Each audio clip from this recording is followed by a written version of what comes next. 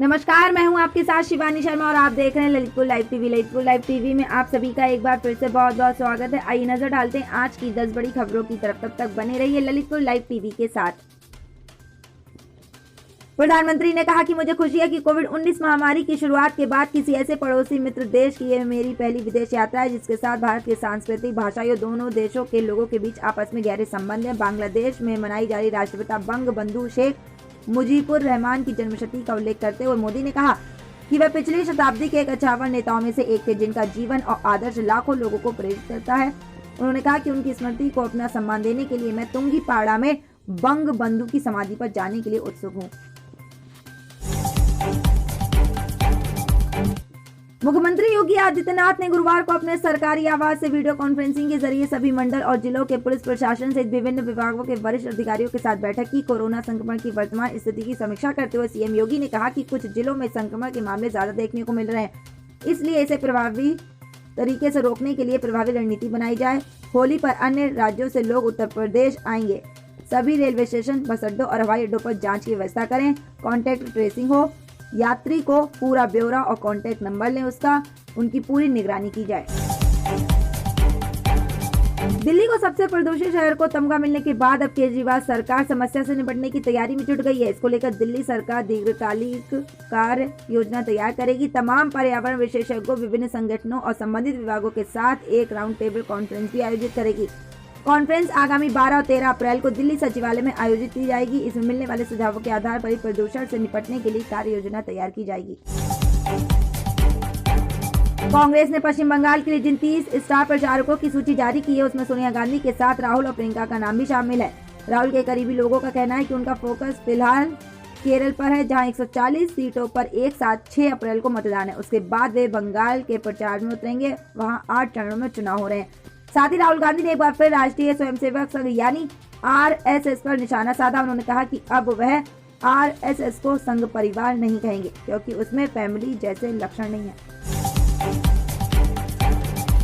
गृह मंत्री अमित शाह ने टीएमसी सरकार पर हमला बोला। पश्चिम बंगाल में एक रैली के दौरान उन्होंने कहा कि बंगाल के विकास के लिए पीएम नरेंद्र मोदी ने 115 योजनाएं चलाई, तो वहीं ममता सरकार में 115 स्कैम हुए। राज्य के पुरुलिया जिले में रैली के दौरान शाह ने कहा कि ममता दीदी आपको फ्लोराइड युक्त पानी देती हैं।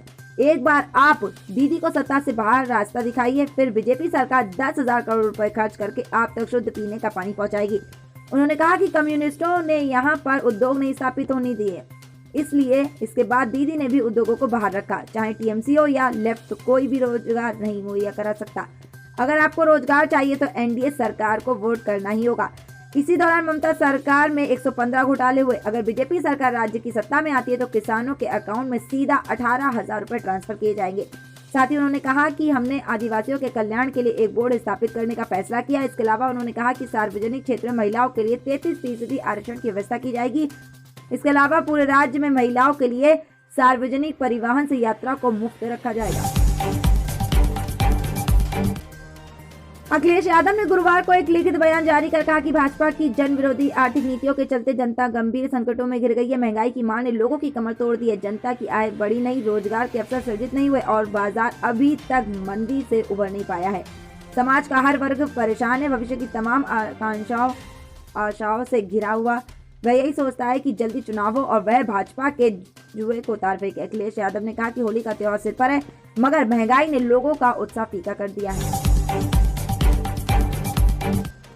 अयोध्या राम मंदिर में शुक्रवार से शुरू हो रहा है। जो भी श्रद्धालु रामलला का दर्शन कर रहा बाहर निकलेगा उसे रामलला का प्रसाद दिया जाएगा। प्रसाद में बड़े साइज का इलायची दाना होगा। इसी इलायची दाने का भी भोग रामलला को लगाया जाता है। पैकेट में इलायची दाना पैक कर दर्शन मार्ग से बाहर निकालने वाले प्रत्येक श्रद्धालुओं को दिया जाएगा। ट्रस्ट की ओर से पहली बार प्रसाद वितरित किया जाएगा। इस निर्णय से रामलला का दर्शन कर वापस लौटने पर भक्त अपने परिवारजन के बीच प्रसाद वितरित कर सकेंगे। ट्रस्ट की योजना के अनुसार आने वाले दिनों में प्रसाद में लड्डू को भी शामिल किया जाएगा।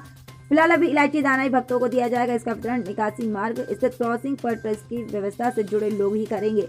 श्री राम जन्मभूमि तीर्थ क्षेत्र अगले कुछ दिनों में रामलला को लगे भोग प्रसाद की बिक्री भी करेगा। इसके बाद प्रसाद देश के कोने कोने के राम भक्तों को आसानी से मिल सकेगा। संयुक्त किसान मोर्चा के अनुसार 26 मार्च को संपूर्ण रूप से भारत बंद रहेगा और किसान नेता दावा कर रहे हैं कि दिल्ली के अंदर भी भारत बंद का प्रभाव देखा जाएगा। वहीं राजधानी दिल्ली, हरियाणा और पंजाब में पुलिस विशेष सतर्कता बरत रही है। बता दें कि दुकान, माल आदि प्रतिष्ठानों को बंद रखने की अपील की गई। पंजाब में सड़क व रेल यातायात को बाधित करने के साथ ही दूध और सब्जियों को भी सप्लाई बाधित रहेगी।